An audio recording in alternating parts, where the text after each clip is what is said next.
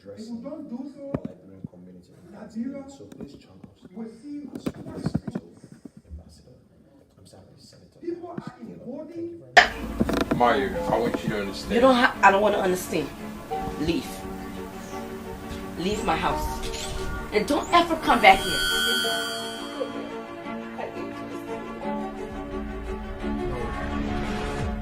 Ruben, how could you do this to me? Huh? You mean all this time we've been together? All this time? And you didn't tell me you was married?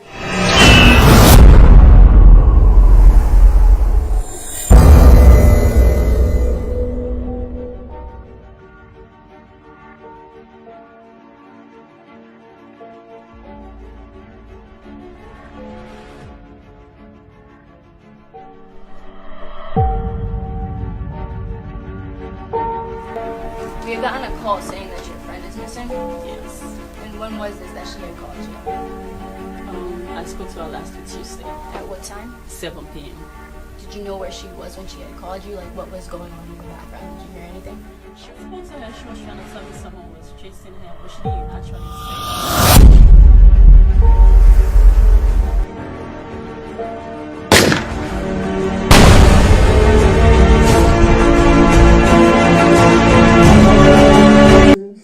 Spiritual life, the public conduct in March being Father of the Year. We still make them Father because there is a rally. The society that people has lost the moral voice from the pulpit. So nobody has any remorse hiding the country any longer. Nobody. And we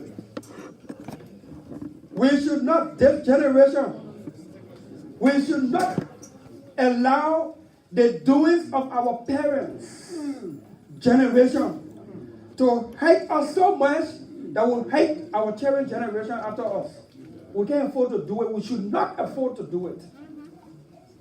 Let's wake up and change our country and the direction we are taking.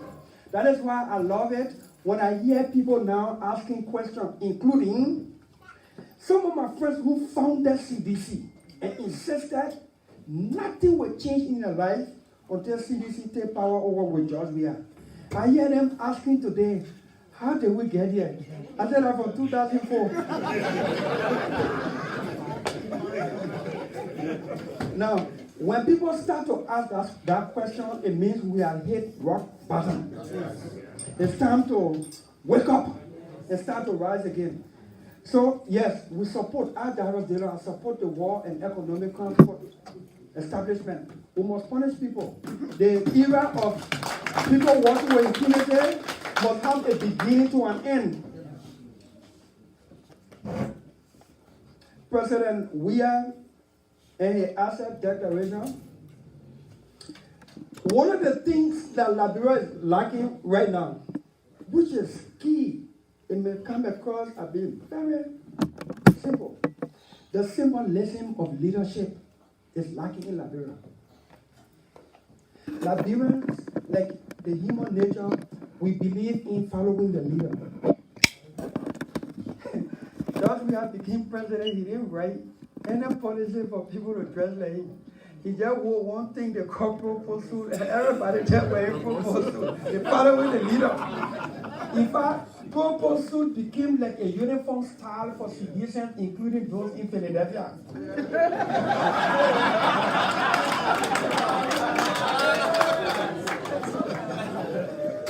He didn't write that policy. He didn't impose on anybody. People love the leader and they just follow the leader. And George Weah wakes up 5:30, 6 o'clock, Saturday and Sunday, to go practice football, to keep in shape, and I love that. This is the same George Weah who gets up 9:30, 10 o'clock, Monday to Friday, to go to work and reach at the office 11 and leave from there 3. What kind of example he set? People follow him. The symbolism of leadership is lacking. This is a president who entertains people to his Jamaica resort compound from Friday to Sunday evening. If George Weah as president said to people, don't come here from Friday to Sunday. Friday to Sunday, I will be on my farm. Don't come to me even on my farm unless I call you for something important. From Friday to Sunday weekend, I want to hear people on their farm. What you did the minister then was that doing? Just we have refused to declare it asset in keeping with law. It scared Joel from declaring her asset because to do it is an affront to the leader. It made no cabinet minister declare the asset because to do it means you are an affront to the leader. The symbolism of leadership lacking. That is why when I became senator with your blessing, I declared my asset before entering office. And CDC got angry. They said they don't declare the wrong asset. So I said, okay, bring the right asset so we can compare it with my wrong asset. They don't have none because they declare nothing. President declare asset. President said, I can't declare my asset and publish it because my family security. I get my son. I got my daughter. Minister Samuel 12 get China, so Samuel 12 will follow the minister. So we don't have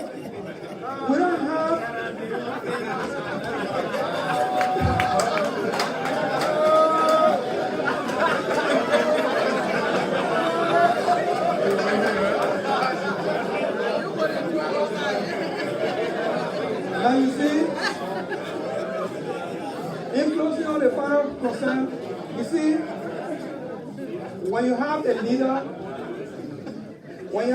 who does not respect the rule of law, when you have a leader who does not understand what democracy is, when you have a leader who believes that everybody should worship him, it's troubling. Talk of corruption. How do you fight corruption in the absence of a strong judiciary, independent judiciary? John Weir became president and said there should be no judiciary, only the structure. I don't believe in the judiciary we have now because no men and women of courage in that place.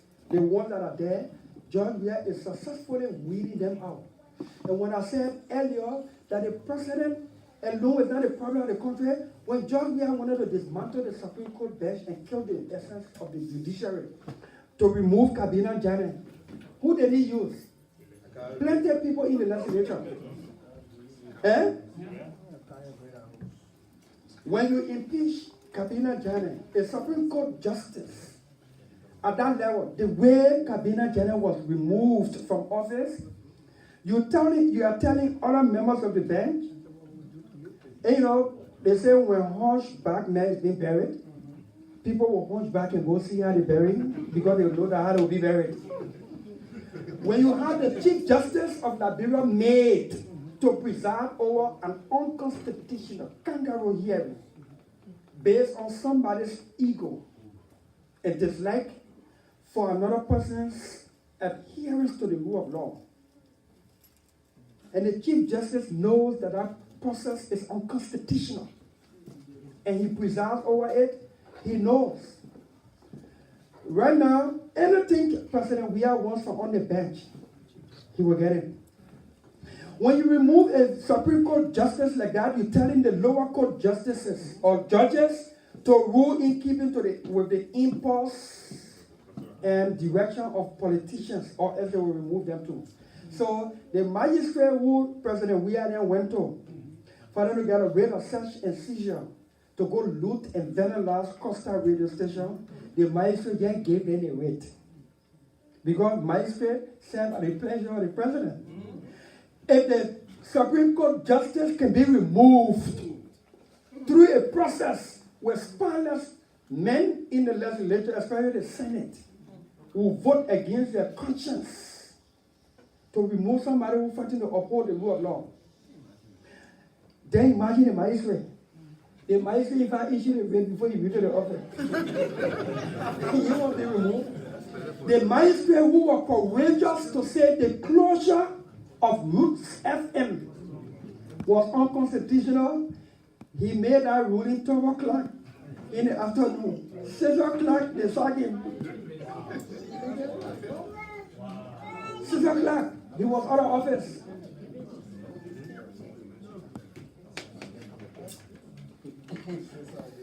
You expect any serious investment and investor to go to Liberia? Good money is always in front of bad environment. When investors know that their investments are at jeopardy at the hands of powerful politicians who dupe them, they ain't taking their money in that environment. And that's the kind of environment when you have an environment where the president, the leader of the country, has complete dislike for transparency and accountability, corruption can thrive. Follow the leader.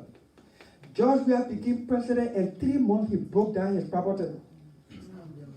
In 3 months, Nathaniel McGill, the chief of staff to the president, who could not pay his rent 2 months before they appointed him chief of staff, bought a house over $200,000 cash. He followed the leader.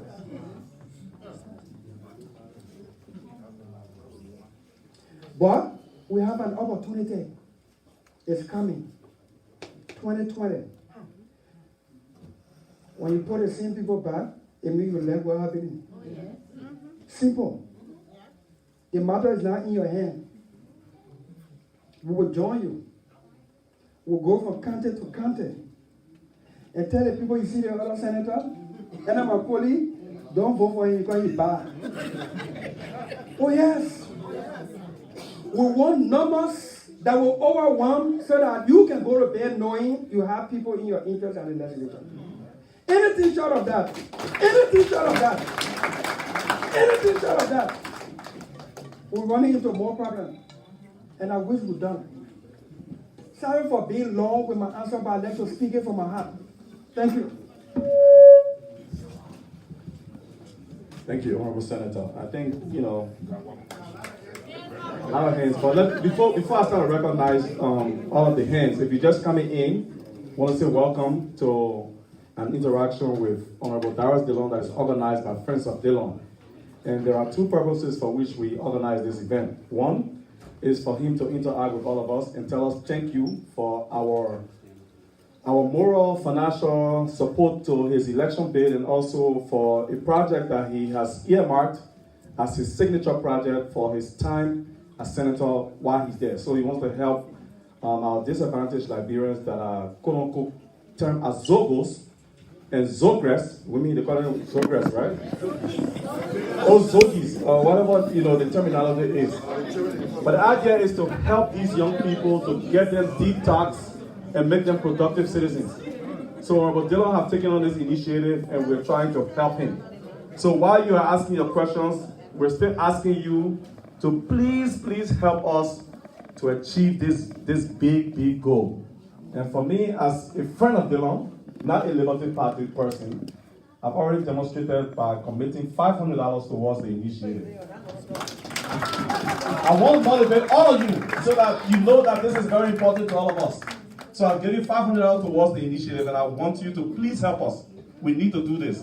So let me go ahead and recognize people now. My honorable VP, I will not ignore her. And so VP, you number 1. She is the official of lab. So let me learn this side again. You? And then way in the back there, Mr. Sorry, way in the back there, I see you. So Madam VP first, then you, and then Sorry in the back there. So Madam VP, go ahead.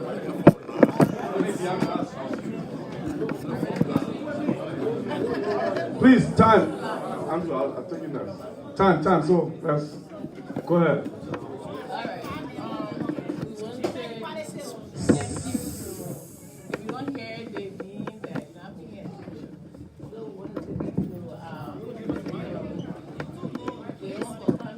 Microphone, wire show. Can you real well? I will take the mic. Okay, good. We want to say thank you to our senator. Welcome to PA, to Pennsylvania. My question is, I have been looking and reading the dual citizen bill. That's something that is on my mind. I want to know your stand on a dual citizen. Because we want to support the project. There are a lot of projects that come to us in Pennsylvania that we decide to support, we want to be part of. But then, when I look at the dual citizen bill that, that is in the country, there is some problem. So I want you to tell me what is your stand on the dual citizen bill. The next thing is, What is the problem? well, you have read the bill. You have seen the bill. The bill neglects us. So I want to know your stand on that bill. The next thing is, I have been to multiple town hall meetings. And what I hear from those town hall meetings is disunity. And for me, it's disheartening. Because everybody come and preach their own message. Everybody come and talk about their own. We want to know how now can we unite. Forget about the opposition, forget about the CDC, forget about everything, and move this country, Liberia, forward. Because there is too much disunity and there is too much self-interest. My last thing, I want to support this project. This particular project that you have is good because I'm a social worker. This is the work we're doing in America. But is this project going to give you glory or is it for the nation? Thank you. Oh.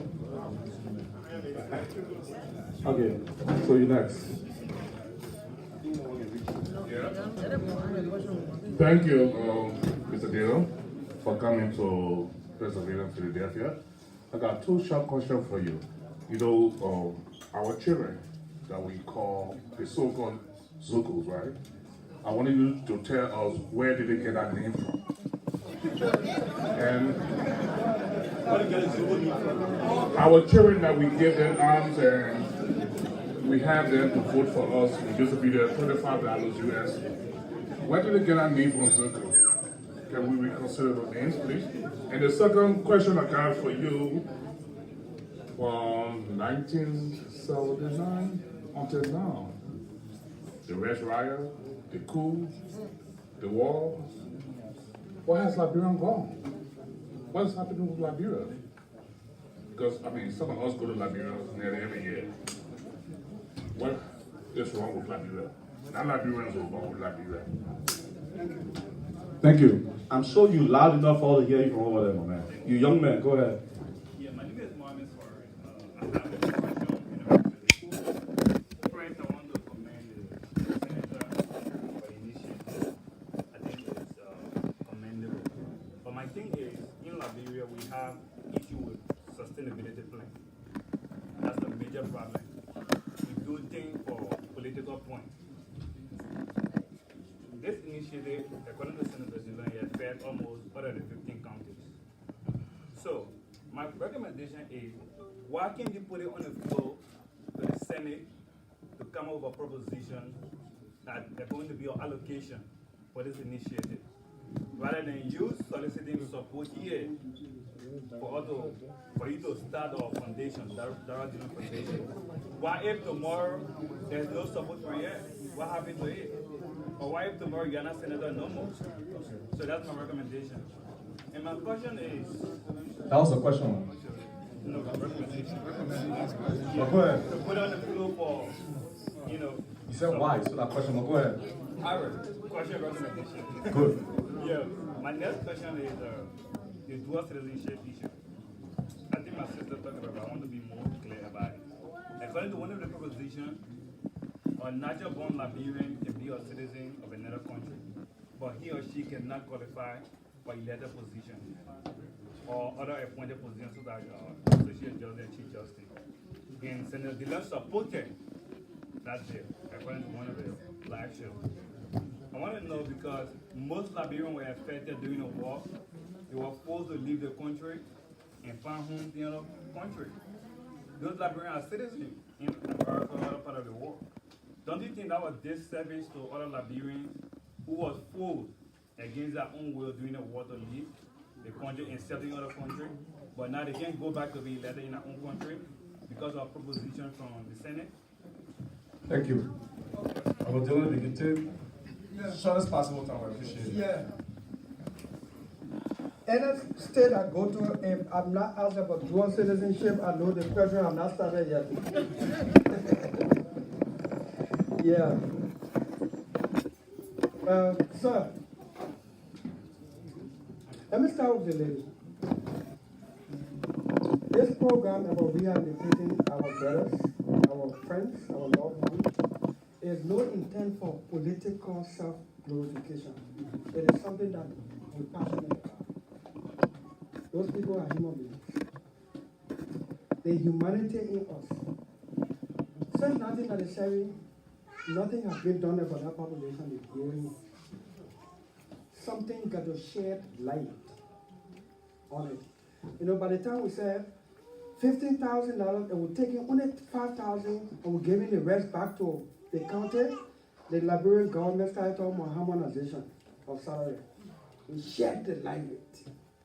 And then it became a national discussion for national action. If the national government, who told us that the government know that we get our underprivileged, challenged population? The government knows. But they use them for political tools. We want to give light to the situation and help rescue as many as we can. And if that will cause the government to come take over, so be it. It's not about who takes the credit. Let it just be done. For the country and people. Let it just be done. But while the government is dragging its feet, the government knows there exists honor-earning government, like I said, they chose to put fence around the graveyard. Honor George, we are government, gave them $5,000 during elections so they can vote for your candidate. $25 for one load of marijuana. And you get it, man, $5,000, you know how much low, you know. Rehabilitated mind, giving skills, giving tools to make money and live an honorable and decent life. Then it will help to grow the country and the people. So it's not about political glorification, but for God in heaven's sake, I'm not a reverend, I'm a politician. I think when people can lack political correctness, they're finding how to fine-tune their responses to things. Anyway, if rehabilitating one person will give me political glory, thank God. But I'm not doing it for the purpose of getting political glory, no. I'm doing it because the humanity in us. To serve humanity. That's all.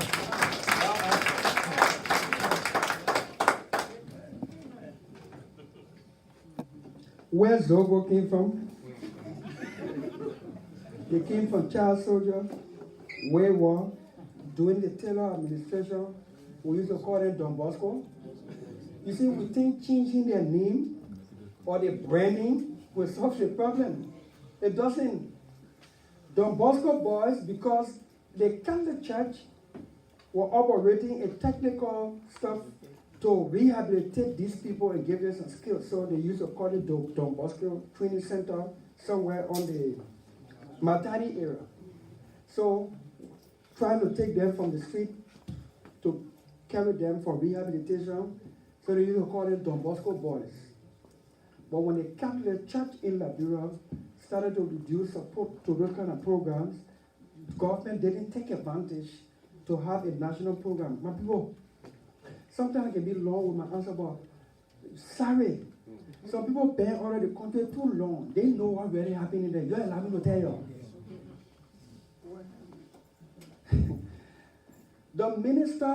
The Ministry of Health was called the Ministry of Health and Social Welfare.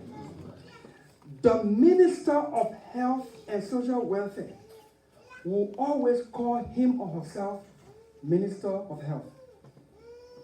Never put the social welfare there. So the whole department was just dead.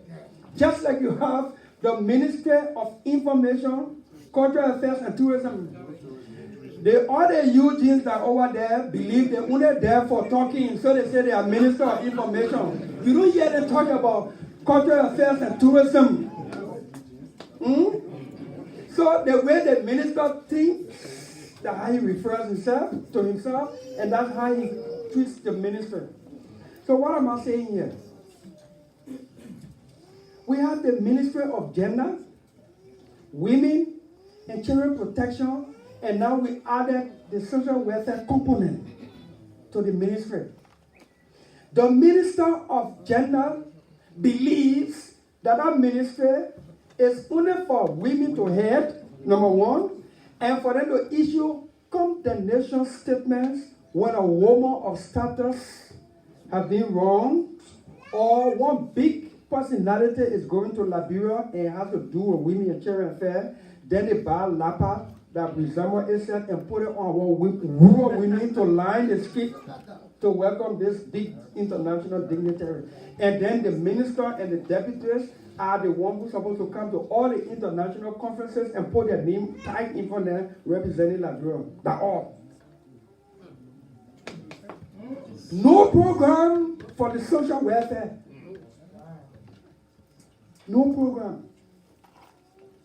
So we say, let's do something with the Data Foundation.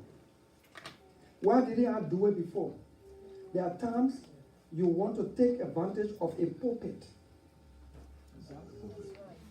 I'm taking advantage of this pulpit that you gave me to rescue small people so that I can share the light.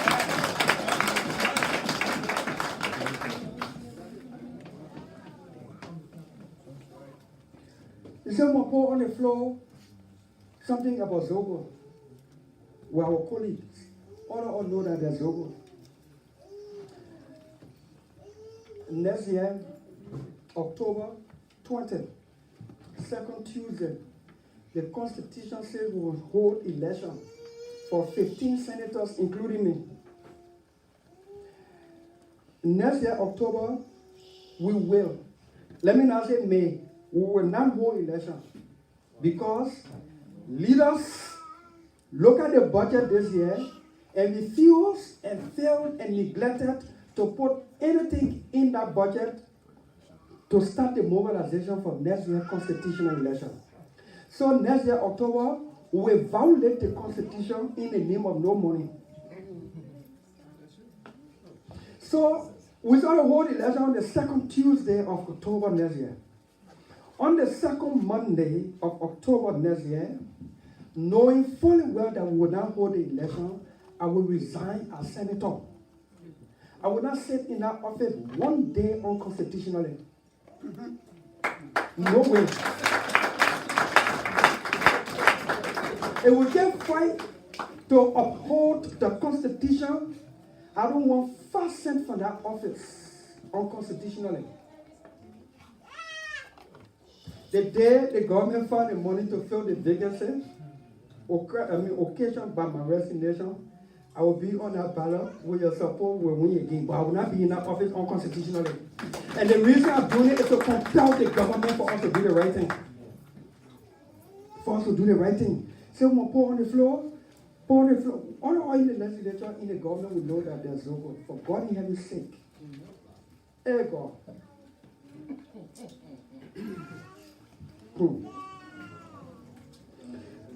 Opposition and ruling party. My sister, you say when we come here, we try to dress ourselves in terms of making ourselves look fine and everybody else ugly. You make sense, that's true. But even the Bible says you must discern, you must have a discerning spirit to know who's genuine or not. Who's genuine or not.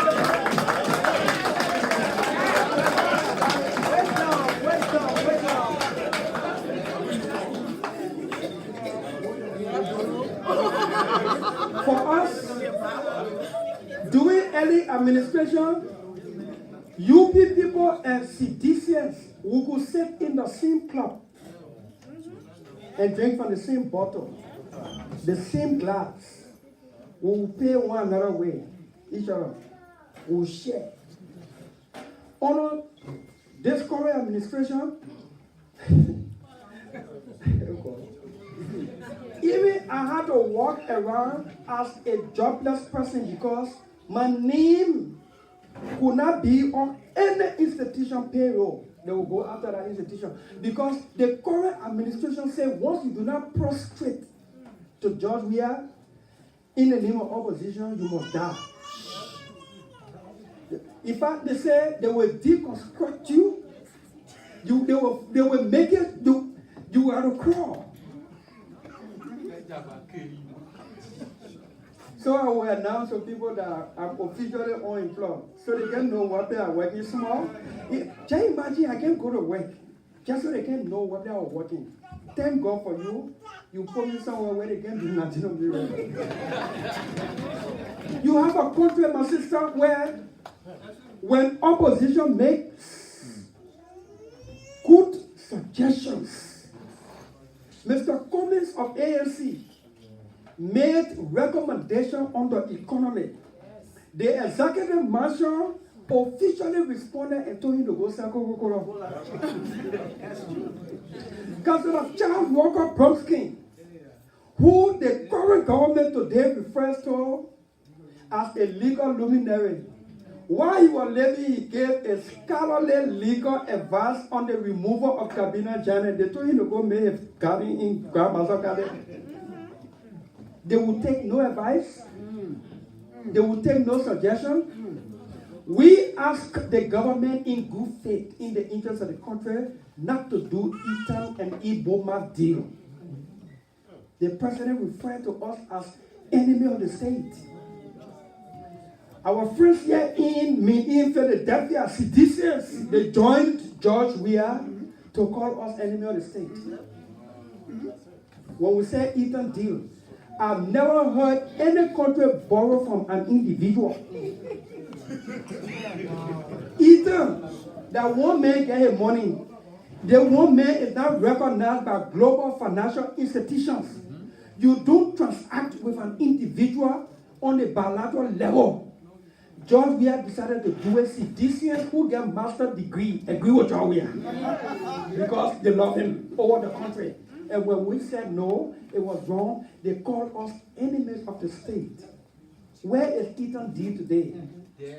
No seditians can pronounce the word Lrtn. They shouldn't. Including you in Philadelphia.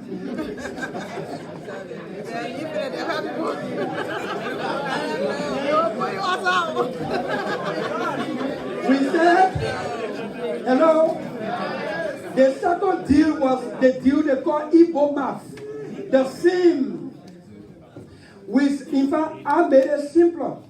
I say, you see Iboma, if you can hear Gulemi, the sound of Iboma, again, you hear Ebola. When you touch it, God will you die. Leave Iboma alone. You see, you enemy of the state, you hate the man. Where is Iboma today? Dead.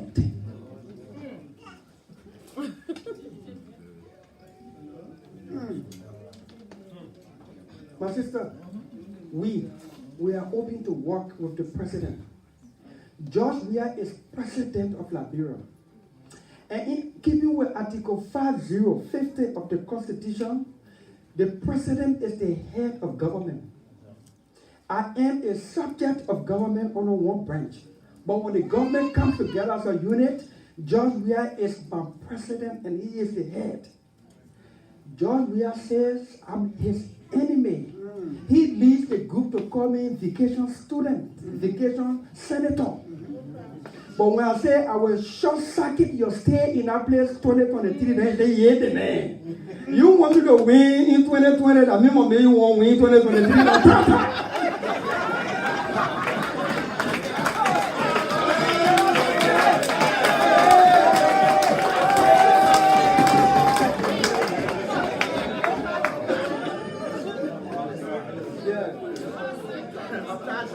Dual citizenship. Dual citizenship. Dual citizenship. For Liberia. Look, my people, for the time, every one of us under this group and those following were born. The law as it is does not allow for dual citizenship for adults. None of us in this room, none of us in the legislature now wrote that constitution. Now we are there. We want to change it for Liberians. Once you were born in Liberia, you must always be a Liberian. That's the first thought we have. So we signed a proposition. Yombi Kanga Lawrence, Oscar Cooper, in fact, the legislature, the Senate, in majority, we signed a proposition to say, right now the door is completely closed. Let's open the door halfway. Study the situation. If it proves good for the country, we can open the door completely later on. So what we have done, imagine Darius Dillon, born Liberian, born in Grand Bassa County, sugarcane farm, Joe Quarter. Came to America, took up citizenship. Wants to go home to Liberia. He got to go to DC for visa to go home.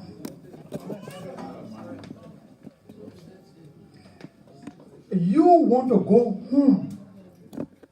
You got to pay for visa to go home in keeping with the current law. The proposition we signed, we say, while you were born a Liberian citizen, you took up citizenship of another country for whatever reason, should not deprive you of your Liberian citizenship. You don't need visa to go home. The law as it is, you were born in Liberia, your parents get property, you went to school there, everything about you is Liberian. Then you came here, situation caused you to take up citizenship. The current law as it is says, you're not Liberian again, so you can't own land. You can't own property. You can't inherit your people's property. The proposition we sign say you will have right to own land, you can also inherit your people's property.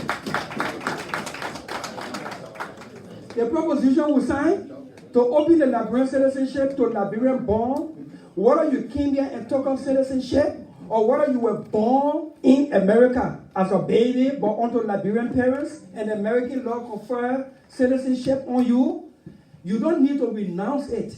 You can still be American and Liberian. You can go do almost anything in Liberia besides being president and vice president.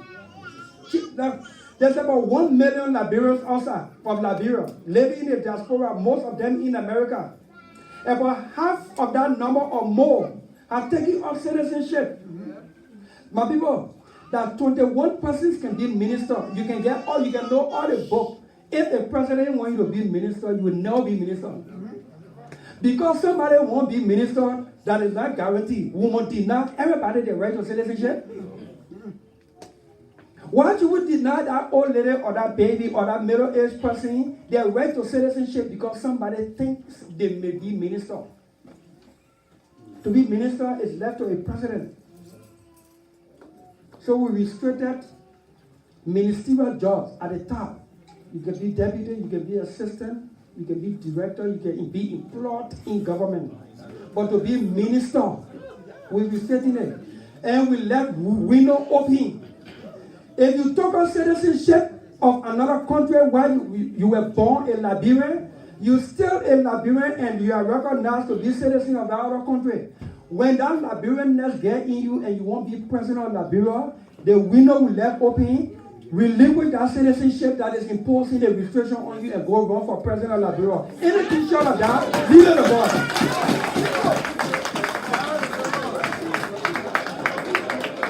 So, there's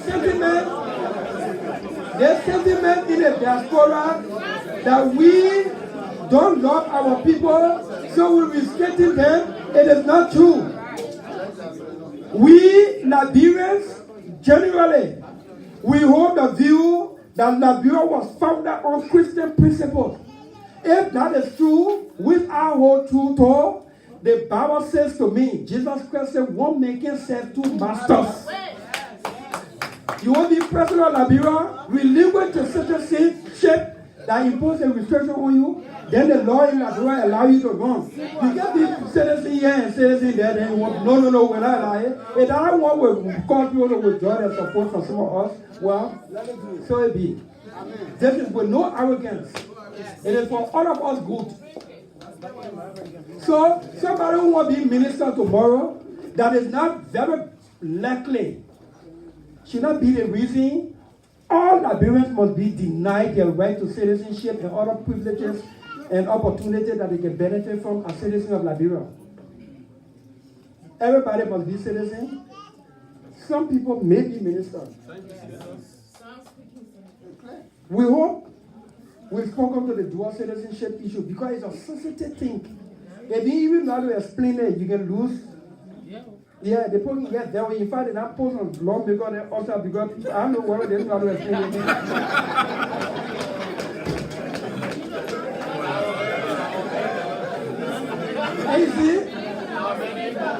And you see how yourself, when you came here, when you were asking the question, I saw you were there with me. You have been explaining it. I thank you very much.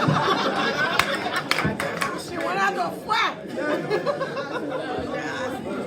Talk. You know, if there was ever a time where Morris Kumar, wanted to be a third grade student of today, I rather won't be a third grade student today. I won't be a high school dropout. I mean, honestly, that man is a serious intellectual. Let's be honest.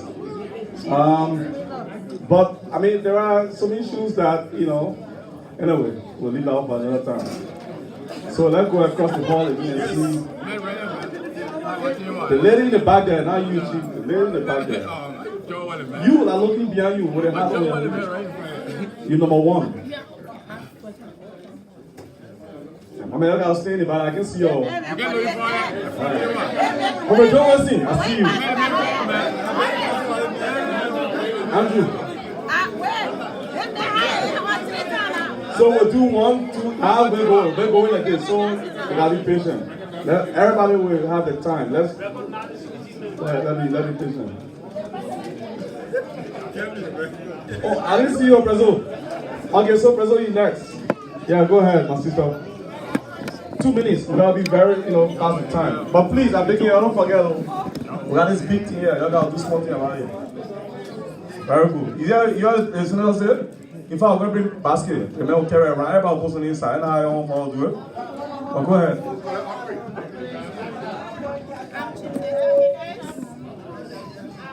First question has to do with the total cost of the budget of this proposed project. The total cost of the budget for the project. That the question she asked me, Senator. Secondly, will this project be decentralized that people in the rural area, because we got Zogos in the rural area? Got Zogos and Zogres in the rural counties. How can you address yourself to that, Senator? Will they benefit from this project? Go ahead. Talk. I'm not looking for the people are going live. The last but not the least, it has to do with the government. Do you guys have any plan of decentralizing the government of Liberia? Right now, everything is centralized within Monserrado County. If somebody in Lopa, where there is bad road and they want to travel, they have to come to Monrovia. Even if they don't have family to sleep with or get passport, they will be forced to do that.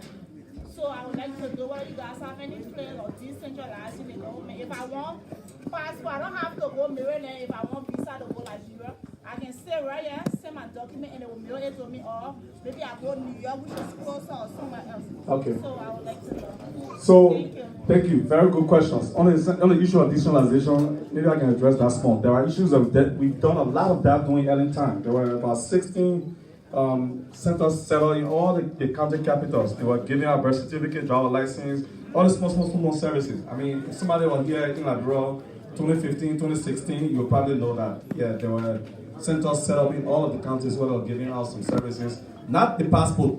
I will not say the passport, but there are some other issues. Driver license, ID card, and all that extra stuff. Who was in the back there working on Comrade Wilson? Go ahead, Comrade. You gotta be audible. See, you'll be president in the community there, you gotta talk. The veteran. Yeah, good evening, Honorable Senator. Yeah, my name is Joe Wilson, and I just want to thank you for coming to Philadelphia and explaining to us. And I'm really impressed by the way you explained regarding the dual citizenship proposition. I think that was great. And for those who don't also know that, in a proposition, you can also go back home and get elected in the legislature, except that the law doesn't require that you can become president pro tem. And I got that from Honorable Rachel Kuhn. I don't know if you can confirm that. So, but I'm interested in the project. You know, my colleagues share light on the sustainability aspect of the project. But this is my concern. We have seen series of projects in similar kind of fashion. I buy the idea is good, but I'm more interested in how sustainable you want this project to be. There are individuals like the former General Botnicki. He already has similar rehabilitation program ongoing, including many other Liberians. Is it not a good thing for you to work along with these people where they already have existing structures, but they are receiving minimum support? Is it not a good idea that you bring those people together and work with them so that what they are already working with, our support will go to a structure that is already in existence, that is ongoing, instead of starting something new from the ground? I'm willing to contribute to that aspect. You know. Okay. On the second thing, I just want you to explain to us what exactly is your diaspora plan, because the diaspora constitutes a very significant to the economy of the country. What is your diaspora plan? Thank you. Thank you, comrade. Somebody here recognize. Yeah, Andrew.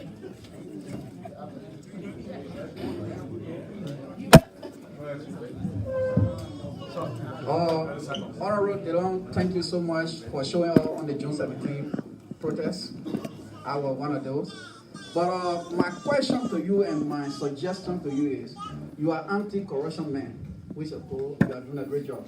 But how can we get rid of corruption? You guys in the Senate, in the ministerial position, your wives and children live here, and you guys have to take money from Liberia to send it here. How can we get rid of the corruption? Thank you very much. Honorable Senator, you want to keep going or you want? Okay. Oh, the president doesn't want it? Thank you. Let me make it clear. My son lives here in America, Minnesota. My son been here since 2004. I got a letter 3 months ago. Since 2004. I got a letter 3 months ago. In Minnesota, a young girl asked me what the education like for children. And I said, what's the school my daughter attends? And they asked how much. But the school I sent my daughter to in Liberia is Mary Loving Brown School of Excellence. And we pay $1,200 plus every month, every year, US dollars. But then again, I had to make a disclaimer that my daughter been in our school. She's 10 years old. She been in our school from the time she started school, kindergarten. And I was just elected 3 months ago. So it's not on my election and being in office that sent my daughter to that school.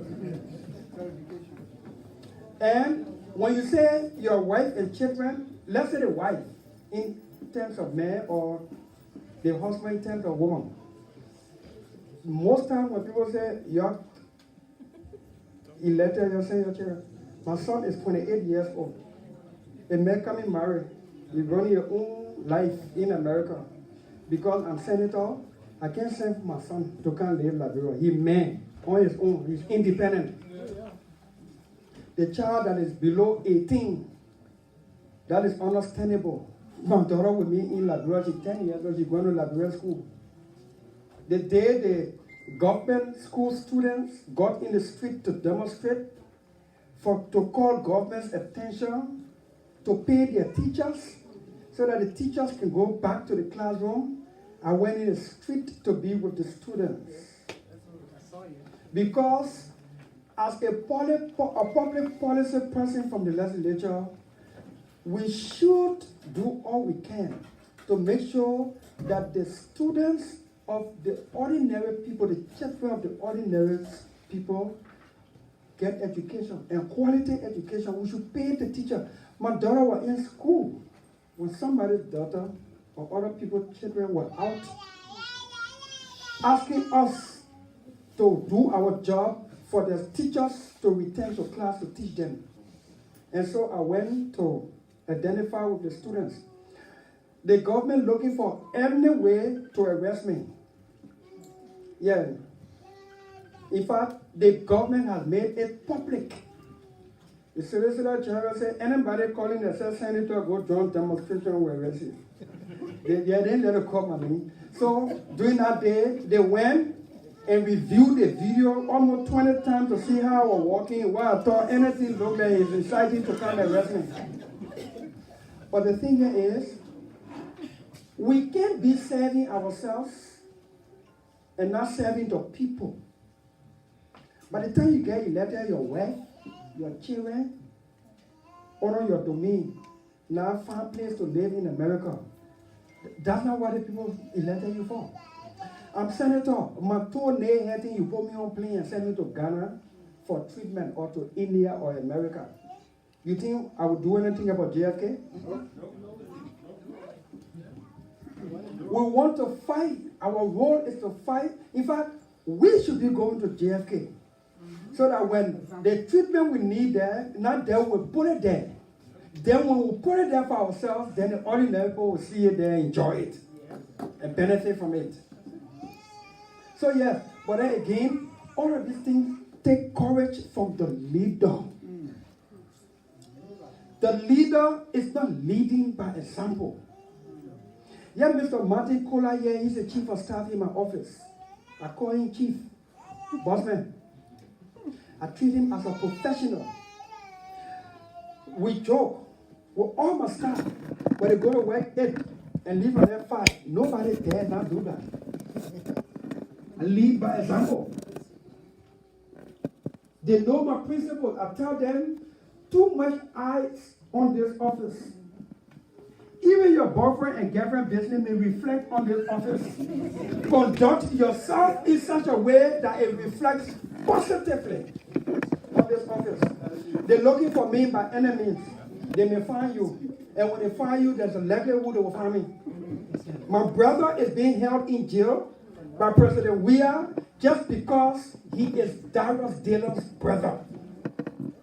The police report says my brother acted in self-defense in an incident that he would have lost his life when 3 men jumped on him 1 o'clock in the morning, coming from his car to get his telephone and his reading glasses. The police report narrates everything about self-defense.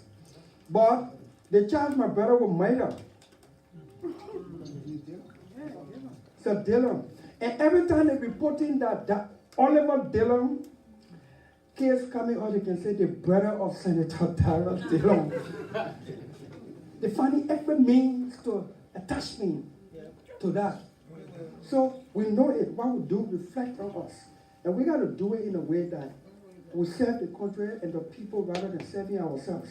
So yeah, it takes bold courage from the leadership to do these things. And until then, we're in a circle, sadly. Somebody asked about the budget for this program. I think at this time, I will want to pause on the questions so that Mr. Martin Kohler can do a short PowerPoint presentation. We get a full understanding of what we're seeking to do, the costing and everything about this rehabilitation program. The suggestion that we should work with other existing structures, we'll look in that direction. This thing is not about, it was started by Dillon. But you see, anytime we touch something that the country starts to look at, and you in the international community start to look at, the government can run to go face it. That's what they call sharing the light. Martin Kohler received a video from the government, Lrtn, the Liberal Rehabilitation, resettlement, and all the planet areas. The institution responsible or should be responsible for rehabilitation. The government, the head of that institution, sent my chief of staff a video 3 nights ago while we are here, that the government now informing to launch a program for Zogos. And they carried Sir Joseph from Monserrato, my colleague, to go launch that program, so to give face to the government.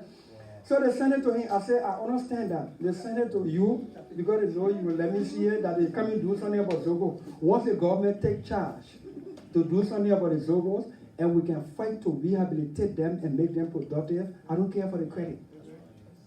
It's not about the credit. They must just be done. We want to share the light so that the government will all do the right thing and do it for our people. The budget, the costing, everything. Martin will do that presentation very soon. Somebody talk about decentralization. Decentralization comes in the form of a kind of government that you're running. Right now we have a unitary form of government. It's centralized.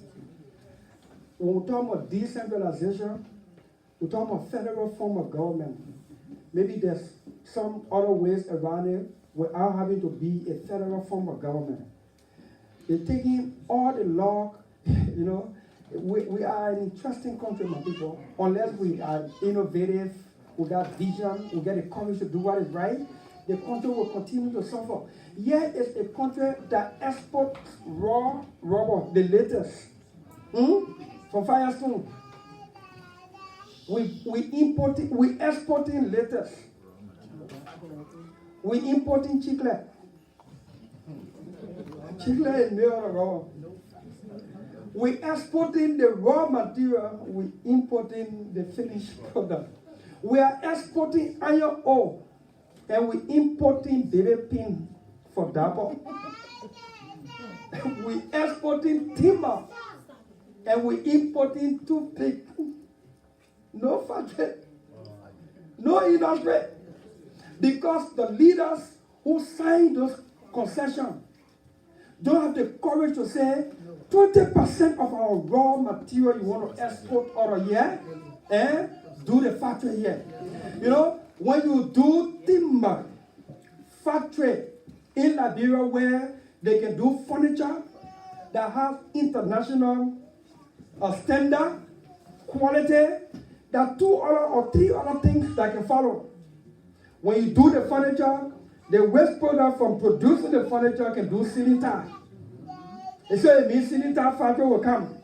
The waste product for doing ceiling tile can do carpet board and tissue. So then you get tissue factory. So just by having a timber industry, a lot of other things can happen. But we're exporting everything and importing nothing. So to decentralize, Grandmaster County, you take iron ore from Bon County, from bombing. And bombing hill is in a hole. So we take the resources, raw material from the county, and then central government in Monrovia enjoy everything. Until we decentralize some things, we ain't going anywhere. Everything centralized in Monrovia. Superintendent appointed by President. Town chief. Appointed by President. I said, the executive mansion can see, please, the president of Liberia has appointed clan chief. We're going anywhere, unless a whole generation of thinkers take charge. And we pray God for us to be that light, join few forces, so that we can carry on. So it can give you reason to believe and hope again that if there is a Nomli Kanga Lawrence, or there is a Dylan or Oscar Cooper, there are more people far better than some of us in or other Liberia. But we're not finding them. We're looking for celebrators. We're looking for people who get public and popular names. During the election, some people say they will not vote for Charles Bronson because he running made him fun.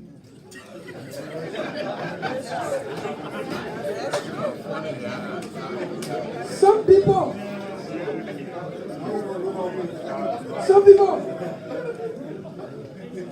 you know, I was like, do the people understand what's at stake? You take the bread and butter issues of the country and turn it to beauty passion. Yeah.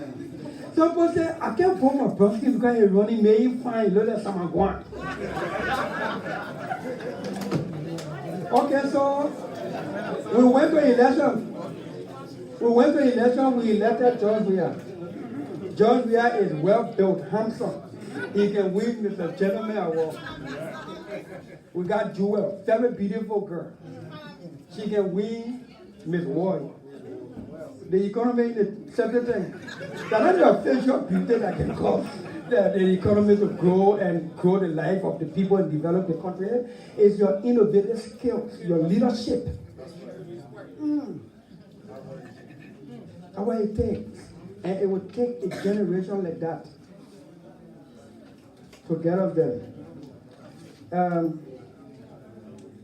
I think I answered the question, right? Thank you. Let's do it. Now, please. I'm talking. No, I'm not the MC or the moderator. So don't call my name. I will not recognize you. I got no authority. We're trying to stay to the rule. Don't make me panic. Yeah, right. At this stage, while we came to interact and answer your questions as we know how, we may not answer the question pleasing to you, but we'll answer it as we know it. Allow us to pause so that we do the PowerPoint presentation, which is not more than 5 minutes. And then allow me to do the offering. Yeah, we're going to do some rally. We can rally your support. We also have a cash app number so that for our project, to begin the pilot project that we talk about. So at this time, Mr. Martin Kula, what is it? Bosman, by your time. Not more than 3 minutes.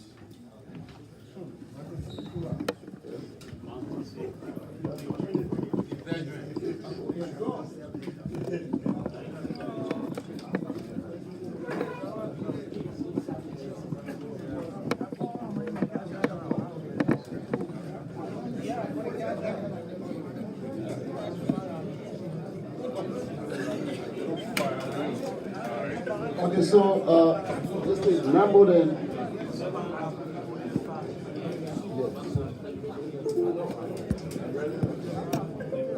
okay, so we'll just be very brief. The senator have given the basic overview and the basic concept behind the entire project. But yeah, let me start from here. Where you have who are those are we looking to target in what we are doing? So two group of people, The first group of people are those that are drugs and substance abuse, or young people or elderly people that are in particular most of other counties, but like somebody said, we'll be looking up to the other counties. But for, as a startup, we're going to be beginning with most of other counties. The next group of people, there are some, because when you see the entire facility that we have put together, that we are proposing, there's a technical school. There's a technical school that will be built there, and that school will be able to take in more than what the dormitories can really take in. So the dormitory will be taking around 200 persons, but the school will be able to take in around 400 to 500 students. So there's a second component of our students that we'll be looking at, and these are people who either drop out of school because of lack of fees, because of pregnancy, and because of other type of abuse, and that need skills training, who are not ready to go back to our school. So first the drugs and substance abuse, and then the next slide. Okay, so you see, Dylan visit to one of the biggest ghettos in Monrovia. This is the Central Street Ghetto. Those who've been in Monrovia recently, if you go there, you will see the facility. So you see him interacting with those that we call Zogo. Yeah, come on. So this is the second group of people that we are targeting: street children, and then young people and people who drop out of school. Yeah, come. So okay, so this is how our activity is going to look like.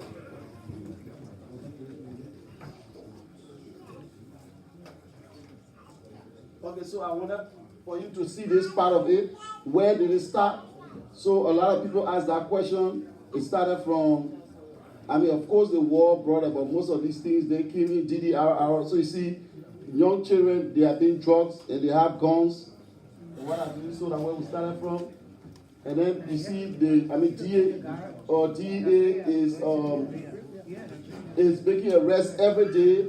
And these are where actually most of our people are living. You see, this is the Central Street gray area, right? This is the gray area. You see most of them there, and they take out those dead bodies, take out valuable from on them, and then actually live in those various tombs that are built there. And you know.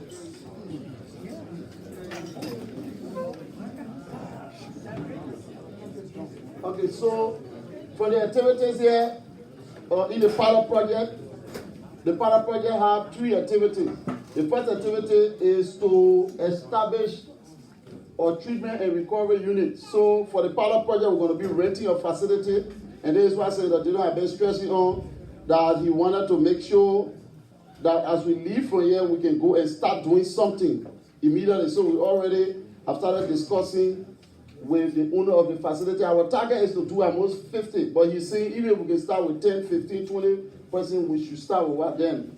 So this treatment and recovery unit will be looking at housing for them, counseling, and then treatment or detoxification facility for what then. So the second activity will be the vocational and then technical training. So in that same facility, we want to find few rooms there and then conduct some training. I was going to say something quickly about this training. Currently in Liberia, you may do some electrical work, plumbing work, carpentry work. We should be able to give you job easily.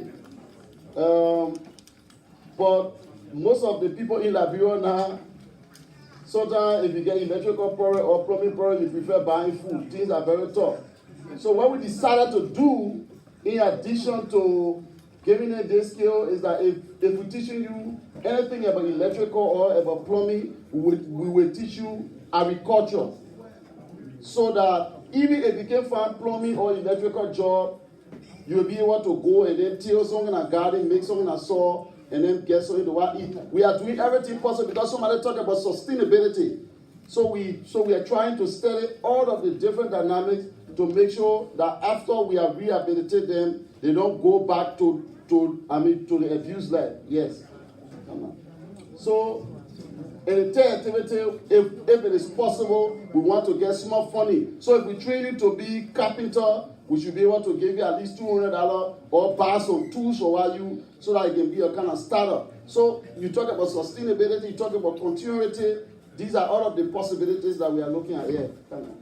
So similarly to for the real project, in the facility that you're going to see, they're going to follow similar pattern where we construct. This time we're not going to just renovate, but we'll construct a treatment and recovery unit, and that will have a counseling and a trauma recovery unit, the recovery housing unit, and a health and a treatment unit. Yeah, kind of.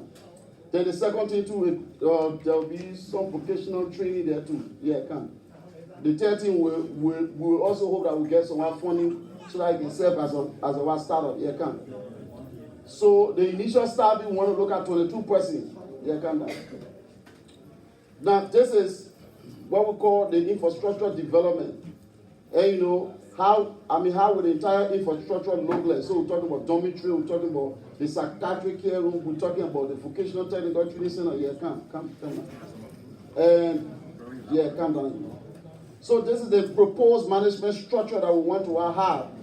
You know, so we are looking at it from all directions so that it can be something like somebody said, is it for your own political glory? No. There will be a management team, and we are proposing this structure. We can modify it, but we are proposing to have some project director to manage the entire Dillon Foundation project for the Zogo youth.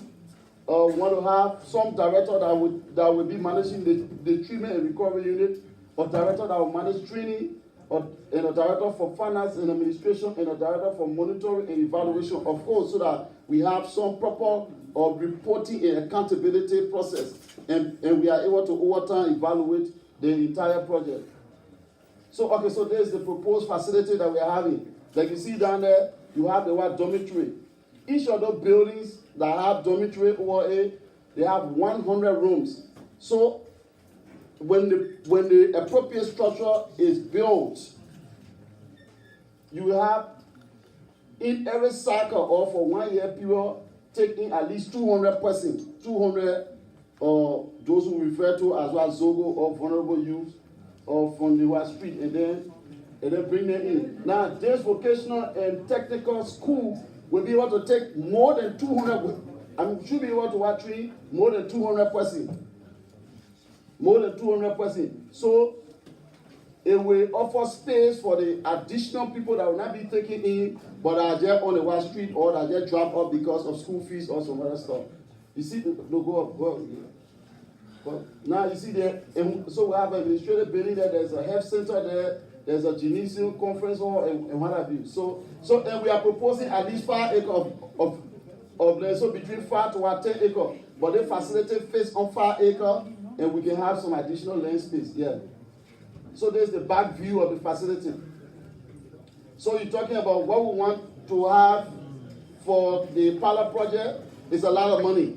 But we are saying anything we can start with. If we have at least $30,000, we can start doing something. We can get a facility, and we can start taking at least 10 persons and then start to work with them. So this is what it will take you $1.2+ million to build that facility.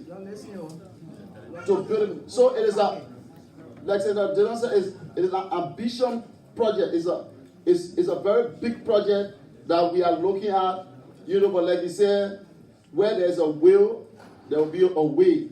So it will take you around this. Yes, come on. Okay, so yeah, so that closes the presentation. And you know, and this is the cash up number that we are using for those in the diaspora, especially in the Americas, so that if you have any contribution, you can accept contribution. We are still improving on what we are working with, but we think if we start, it will get perfect as we go along. So thank you very much. Thank you, Martin. So, if you look at the project, there are a few things that you know, I just want to run over quick that Martin was talking about as far as the total project cost is around 1.2 million. But that includes the rental, staff compensation, the feeding for all those people. All of that putting together costs around 1.2. Don't be alarmed by the number. If the diaspora, I'm so confident that the diaspora can do it. We can definitely do it. It's about helping our citizens. It's not about Lrtn. It's not about anybody that is in the Liberian Senate, but it's about doing something for our fellow compatriots. So the actual cost is 1.2, but the pilot project, which is the first step of the project, which is, you know, is way less than that. So he just, you know, reminded me about that. But yeah, the senator, you brought a basket? We have a pilot project that by the time we get home in the next week or two, we want to take 10, 15 women and the children, mothers and the children from the street, the graveyard, and house them in a compound. And that's what we're seeking to do. In order for us to get that done for the year, the cost will be about $30,000 US. That amount will cost us to have something to lease the property, which we already negotiated with the owner to get mattresses, clothes, medical supplies, and everything to make sure that we can start a pilot project with our people, with these mothers and the babies. And as we let them out, after rehabilitating them and getting them to where they should be, we can take another batch. While we're doing a grand project, we want to buy a 10-acre land. Senator Nyomi Kanga Lrtn and I, we are working on that to get a piece of property on the Grand Bassa County Highway so that this project will not be in the city center. That will take it far from the city where they don't have access to, you know, all this stuff. So I just wanted to make that clarification. Thank you, Senator. And I mean, some of us here that are social workers in here, we got networks. We can even help in, you know, covering some of the costs by providing some technical support to it. But if you park outside and you park wrongly, please move your car. You probably got a ticket now or you're going to get a ticket because there's police outside, just to say that. But let's go ahead and start recognizing people. What's Sheriff at? What person? One? Yeah. Yeah. Two?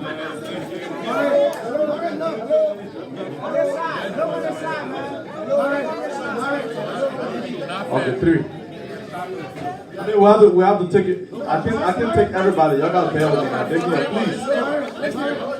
Can we please?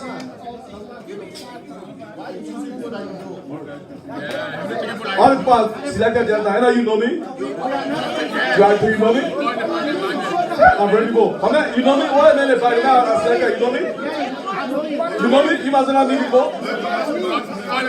Yeah, man. Hey, I'm going to go. Please go ahead. I don't even know the man. Yeah, my sister, go ahead. My man in the thing there, please go ahead. And that guy in the black there. I don't know if people are selected there. I'm sorry.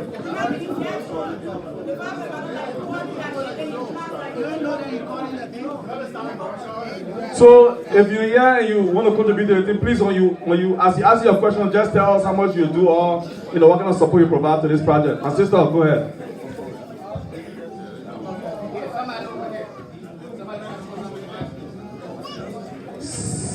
I want to recognize the CEO of Waterside Market, our owner Alfonso, for coming. You are highly welcome, Chief.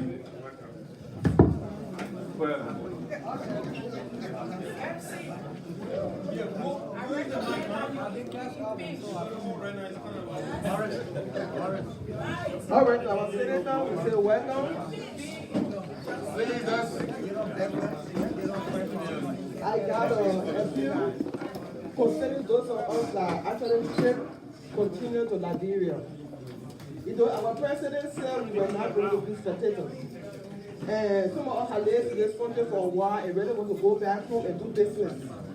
But every time you ship your container back home, it costs you too much than what you have in the container. Because I remember 2013, when I used to ship container home, I could free the car for $300 to $400. But now I'm freeing car for over $3,000. Just this on December, I shipped container home and I have to stay there for extra 3 months. And it cost me almost $10,000 to free the container. Now they're asking us to do a tracking number where it's already paid for in America, but we have to pay for it in Liberia again. And then when you get the goods to Liberia, instead of you selling it for $5, you end up selling it for $10 or $15. So I'm appealing to you that when you get back home, to talk for us that want to actually do business. Thank you. Who was the next person? Yes. So we know a lot of people leaving, so our sister will carry the basket around. If you guys leave, Father, can I put inside for your big you. Thank you.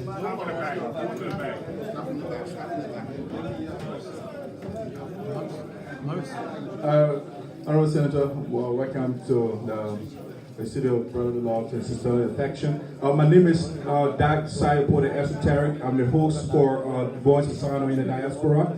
So if you're from Sano, just to make that, I have a couple of questions. The first one, to objectively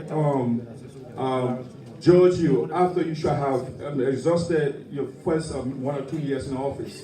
I mean, I want to know what sort of plan you ran on.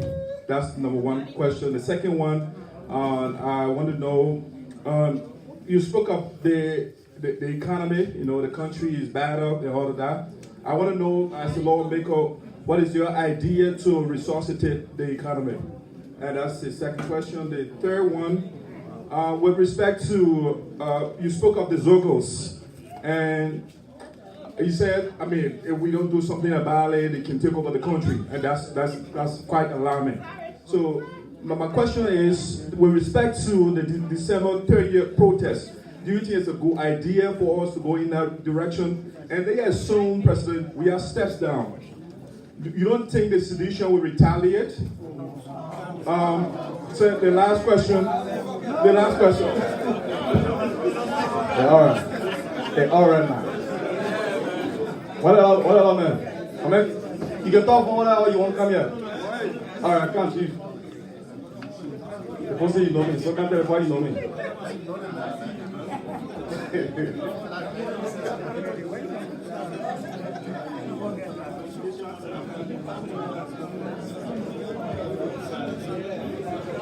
Good afternoon, Senator. My name is Magnus. I'm a student here, so I'm from Liberia. I was there last year, so very soon I'll be joining you guys. So I'm just studying, and I want to say thank you for what you're doing. At least you have united some of us to know that one man can ignite a change in a whole group of people, in a whole population. You are just like a beacon of hope for some of the generation that are coming after you. So, sir, I want you to please, and I pray that God will give you the strength to continue to do what you're doing. So I have one question and a recommendation.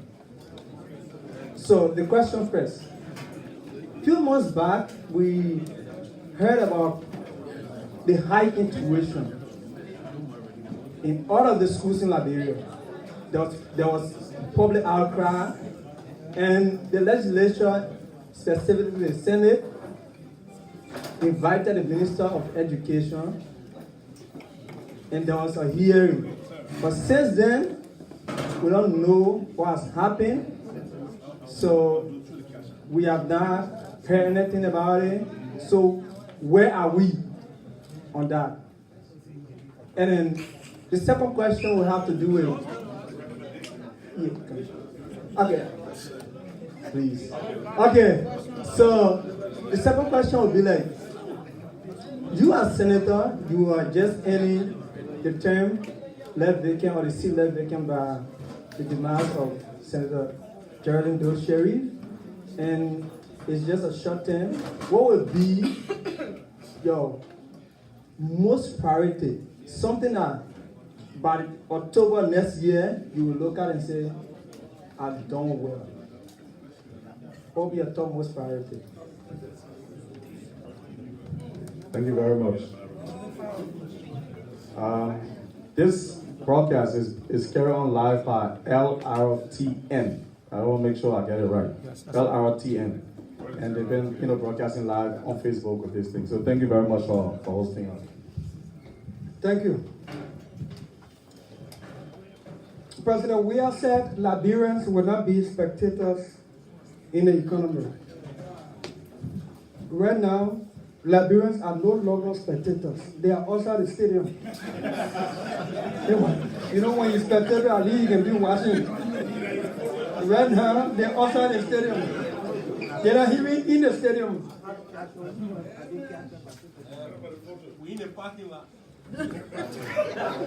But the reason is we don't have a strong legislature. My people, for president, we have to sit down here in Lrtn McGill and put CTN at the Freeport to add additional burden on our people. And the legislature sit down because the Constitution says the legislature has the authority to levy taxes. And the legislature as a majority sit down. And Lrtn McGill and George, we are as president, and Bill Tragway in the port to just do CTN. And the legislature just sits down. My people, George, we are now only problem. The legislature, that is the problem. I would not blame the president, even if he creates the problem. We in the legislature, we the ones that will correct him. And if we can't do it, the man will have free ride. And every time he has free ride, our people suffer. Our people suffer. So, in order for Liberians not to be spectators in the economy, we have a law. In the early 70s, they enacted that law, we call it the Liberalization Act, that restricts certain number of businesses only for Liberians to be engaged with or involved in. When Charles Walker Bronsky was president pro tempore of the Liberian Senate, he did an amendment of that law and increased the items from 17 to 26. He championed that bill in consultation with the business association at the time. So there are 26 businesses on the law, on the books, that are restricted to Liberians. Today, Chinese people selling Kool-Aid. They're selling cold water. Now you see, when you invite the commerce minister to exercise the oversight responsibility, a majority of the members of the Senate or the legislature can go downstairs to welcome the minister.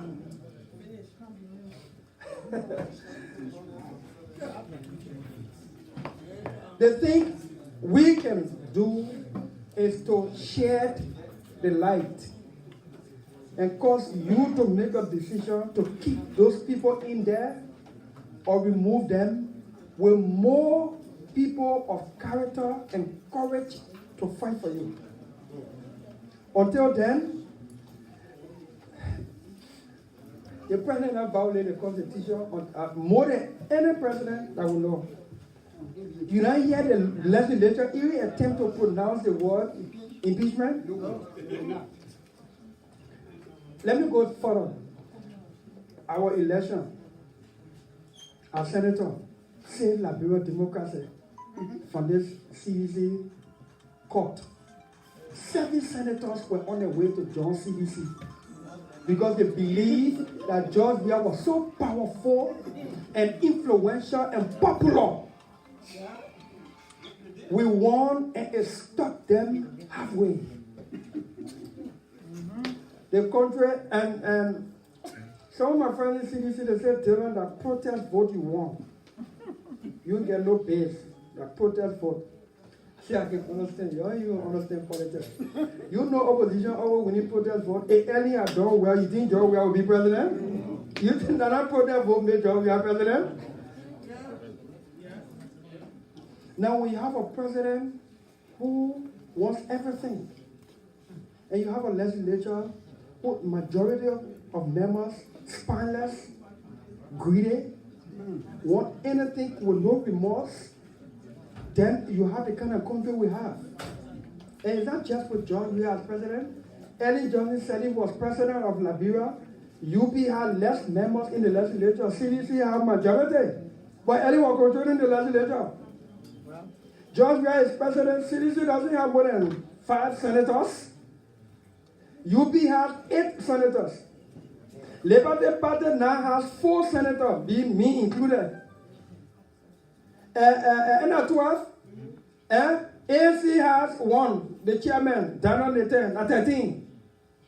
Oscar Cooper, independent, at 14. I can need about 17 of us.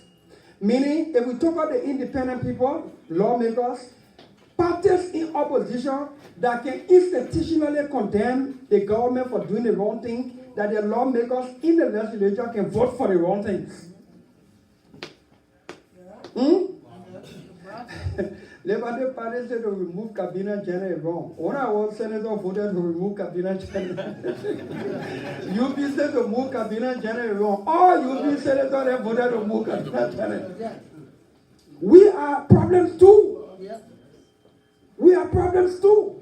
So put those people out, including me, if I violate or betray your trust. Everybody who follow me know that I have special place in my heart for my political leader, Senator Kanga Lawrence. I respect the woman. She's straightforward. She got character. She got integrity. She is a mother figure in the Senate. Thankfully, we joined her. But if Senator Kanga did something against the public trust, I will go Gambasa County to tell the people don't vote for her. That how desperate we want change in our place. Before it will work for us, for all of us. But as an elder, I will be leading her campaign for her re-election. What plan did I run on? I ran on restoration of hope. Believe in God. Trust Him. Give yourself entirely to God. If you don't believe what He can do. You have a country where elections tend to be about money and fame. You have a country where the president is so powerful and popular. In Monserrado County especially, when we were contesting in Monserrado, all of you heard the president say, unless the Nina George Weah and he president are unaware, they don't win election or Australia, Europe. Right? You have a whole country where people don't believe any longer. But I went in the field believing. We went to the people and said, we came to you for your blessing. We didn't bring money and rest because we don't have it. But even if we had it, we would not bring it because it's disrespectful. You got to change the people's mentality, their mindset, their attitude. You got to change it in order for us to do things positively. We went on change, restoring hope, restoring faith in our country. We went to a campaign where people say, yeah, my voter ID, I'm not voting Dillon. Nothing will change. We went to a campaign where people say, my ID, I registered to vote, but I'm not voting. What's the use of voting when we vote for you? You can go and read yourself. The whole country has reached to a point where nobody will believe in again. Everybody is bundled in one basket. Once you're in government, you corrupt. We wanted to do it with distinction. To tell you that there are still good people in Liberia, far better than some of us. But we're not looking for them. We went on change. I told you, put me in the Senate, anything will talk secret behind you. I will tell you. Say I became senator, through you, we now have only one secret session. And the day we went to the secret session, they said, you just need a door because he will go talking outside already. Yeah. They call me Chile Pore. I happen to be your Chile Pore. It is you that will represent them. It is you, your interest and aspiration we will be seeking. So, next year, October, what can we look back to say we have achieved? We have shined a light. That light will refuse for it to go off. Somebody asked me, Dillon, hey, you say you are going to put light on. What is light? I said two things.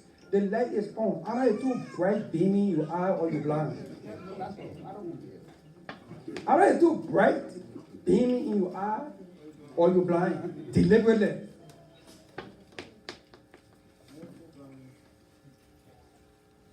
Today, in the Lrtn Senate, we will build blocks. We are building blocks so that we can get a vote for you, for us. Next year, October, when we look back, Dillon, what can you point to? We want to say that when we enter the Liberian legislature, we gave hope to a country again. The belief system that it can happen. If there is a Dillon, there can be a Nyongli. If there's a Nyongli, there can be any of you in this room. December 30, George Weah stepped down. Will be left to the people to decide. In 2014, those of you who know me, I was sitting by Manassalif. I was practically like small member in her kitchen cabinet. Her son and I were friends. I was sitting with Manassalif when Ebola hit Liberia. The Minister of Health, Gwenny Gale, was celebrating his birthday party when people were dying of Ebola. And the president left for office to go to celebrate with Gwenny Gale. That evening, I issued a public statement that Ellie must lead or quit. I was sitting near her and she was feeding me. But I said she should take leadership or quit. And Ellie decided that she would lead, so I dropped the quit. George Weah has an option. Georgia is not better or bigger than Liberia. It's not. The Liberian people will decide whether Georgia will remain president after December 30th. Georgia himself will decide whether he want to remain president in a brutal and dictatorial faction with the country fast sliding downhill. And the thing I like about the guy is he has not come to that place where he believes or take the realization that he's president of Liberia and for all Liberians. George Weah believes he's president of CDC for the satisfaction of few citizens to the disgruntlement and disappointment of plenty citizens who still defending him out of shame and traffic, including in Philadelphia.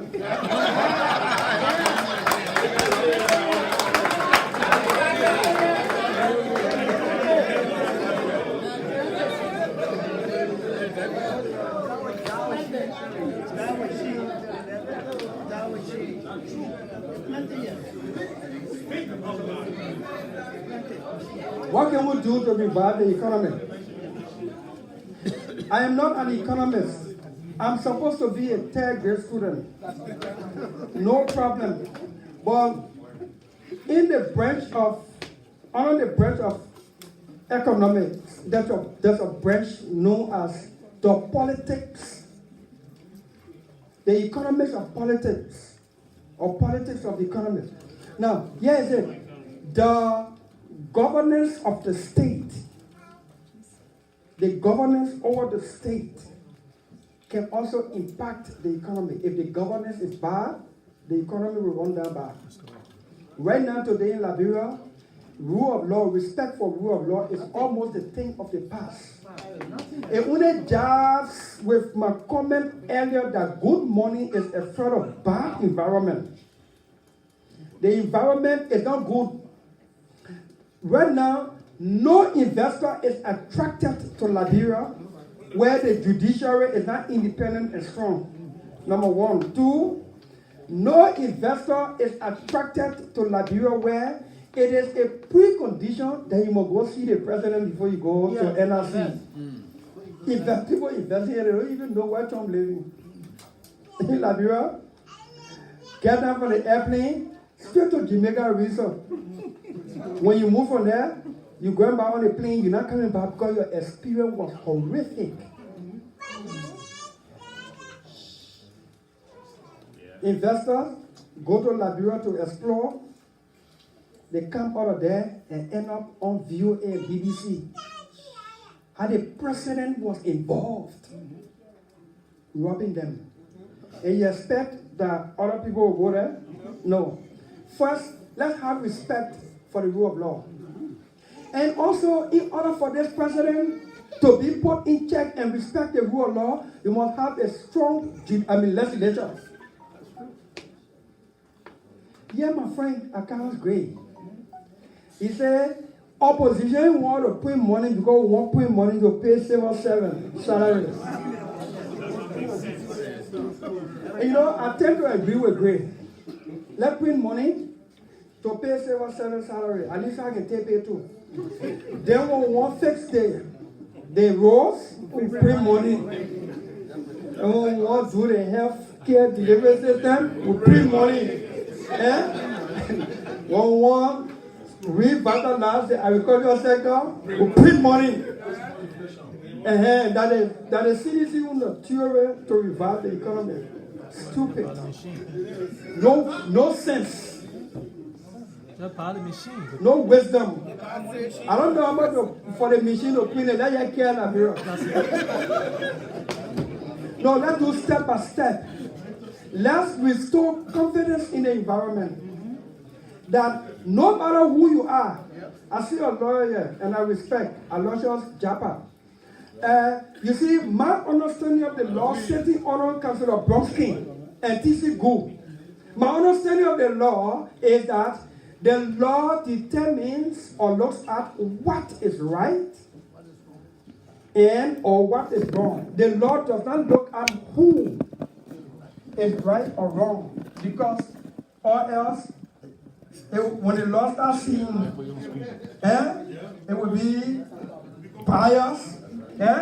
So the law does not look at who is right or who is wrong. The law looks at what is right or what is wrong.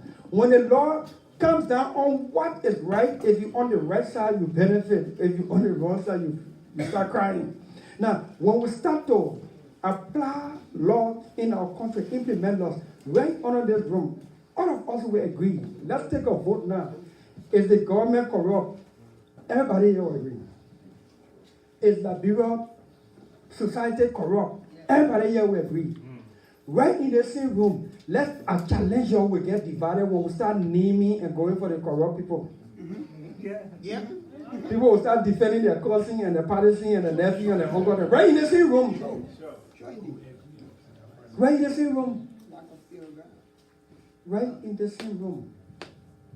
We cannot have a strong reviving economy when you have people who plunged the economy in the septic tank, stay presiding with no punishment. We sent $25 million in the name of infusing it to take out Liberian dollars in excess from the market. In the report, said Samuel Twe and his team went to certain foreign exchange bureau and said they exchanged $150,000 to buy Liberian dollars. The report said when the investigators went to that particular bureau, the bureau said they only got 5,000. The report says Samuel Twe and his people said they went to 10 other bureaus and transacted with almost 2 million. When the investigators went to investigate, they could not find where the bureaus exist in structure. They only on paper.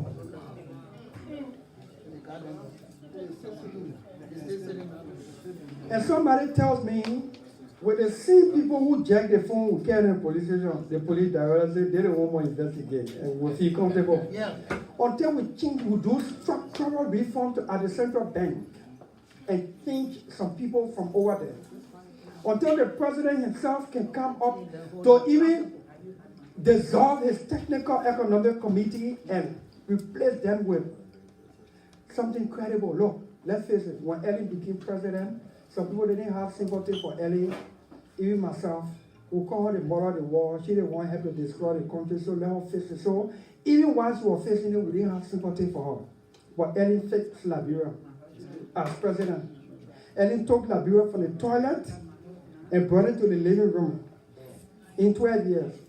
It took Georgia less than 2 years to take her back to the toilet. When Ellen named her first cabinet, the country and the world shook and said something is about to happen in Little Liberia. When George we are near first cabinet, everybody knew what was going.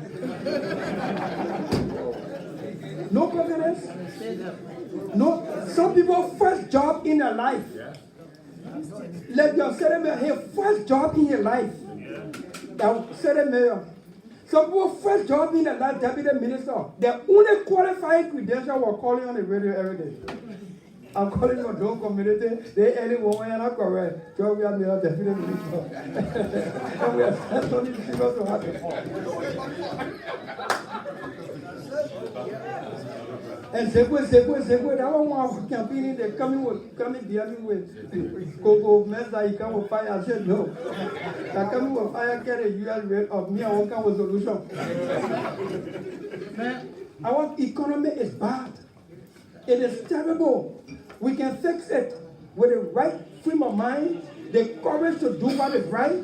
Let me say this. President, we have a redemptive path. If you just wake up tonight, looks in the ceiling to God and reflects and say, what have I done? I still have time. I still have time. Let me fight to redeem this, looking only to God.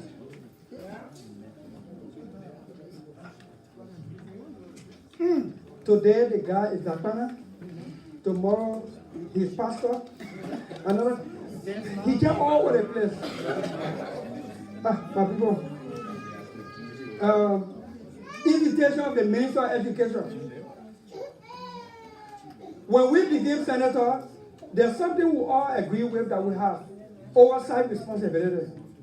I repeatedly said, in order for you to, like Councillor Brodsky said to us, in order for you to have the standing to fight corruption, in order for you to have to fight corruption, you who fighting corruption, you should not be corrupt, and you should not be perceived to be corrupt. Then you can fight corruption because people will support you. They say, take for instance, when Gonglo talk about issue of integrity, the whole country can run behind you.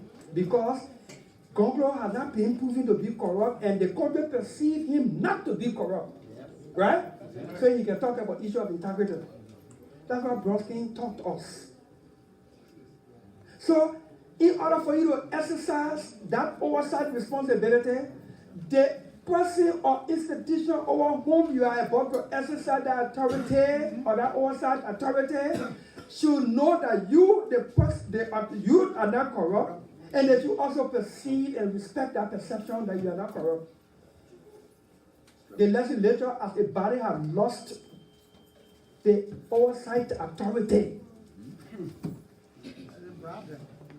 Because it is generally held that Brian Envelope can pass. And I don't know what we can spot one name for. 30% in the Senate. If somebody give up 50,000, how much is it okay? How much? So when we became senator, the thing we did was to go to senator offices, each of them, to say, Senator, the enrollment this year in school has dropped because there's hike in tuition. The Minister of Education is sitting down and doing nothing simply because he's running a school. Conflict of interest. So I'm asking for your support so when I do my communication, we can vote to summon the minister. So we summon the minister. The minister appeared. We wanted to know what informing the hike. Last year, Darius Dillon High School charged $100 in first grade for the academic year.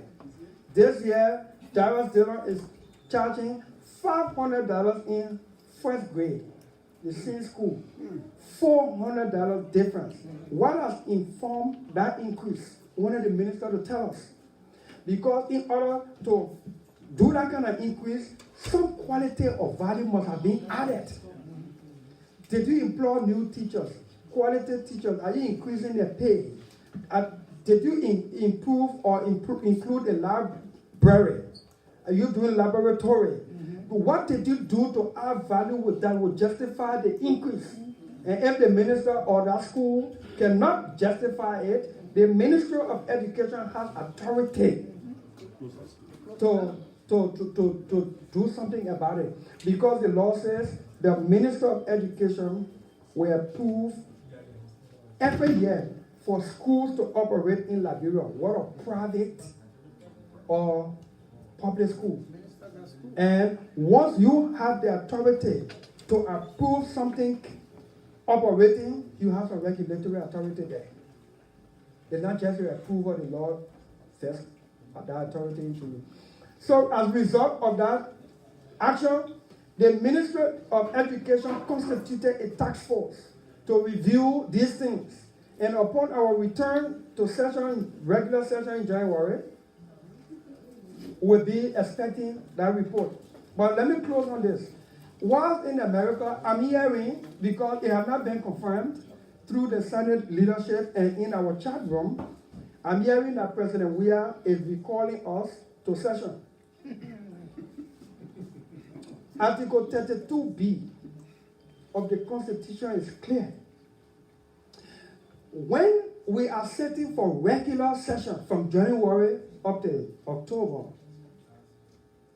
that regular session, we can decide to extend our regular session in order to conclude some issues. Or the president can extend our regular session to conclude some issues. When we close our regular session and go on constituency break, please, my people, they get nothing they call agricultural break. I get farm, plenty of lawmakers get farm. We can't go on agricultural break. We are on constituency break, annual break. When that happens, in order for us to be returned to session, they call it extraordinary session. And it must be for national emergency and concern. And that national emergency and concern must not have existed when we were sitting regularly. It must have been something that happened after we adjourned our regular session. When the president asked us to print money, we were sitting regularly, and we said we'll close our regular session without getting approval to print money until we go back in January to review this thing critically. President, we are keep coming back to session to go talk about the same thing I ordinarily said no to. I will not attend that session. And there are other senators who are prepared not to attend that session. If the majority goes to do it, the record will be clear there that one day in the future, when the rash decision to print money, if it happens, start to take ripple effect on the country, the record will be there that few men and one woman in the Liberian Senate stood up against this, but a spineless majority agreed to improve the suffering or increase the suffering of the people. Senator, you're strong, man. Thank you. Integral student, I say I'm integral student today. So I'm not going to take very long. Please, I beg you, 30 seconds. We'll do 3 questions, but please tell us what you do regarding this project. 30 seconds, please. No, Japa, you know. Yeah, I'll give you the opportunity to Japa. I recognize you, the attorney and the legal luminary in the building, Elections Japa. You are welcome and happy to see you. Japa, 30 seconds, Chief. Elections Japa. Lawyer, do you lawyer? Yeah. Yeah. Good evening, ladies and gentlemen. I want to take this time to thank my brother for the stance you take in Liberia, and I want to congratulate you on your ascendancy as senator. I'll be very brief. I'm a lawyer licensed in New York, and I want to take umbrage with the senator on the issue of the dual citizenship. The proposed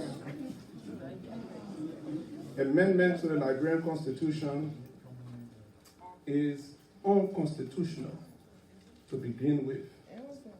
Our Constitution states very, very clearly in Article 18, all Liberian citizens shall have equal opportunity for work and employment regardless of sex, creed, religion, ethnic background, origin, or political affiliation.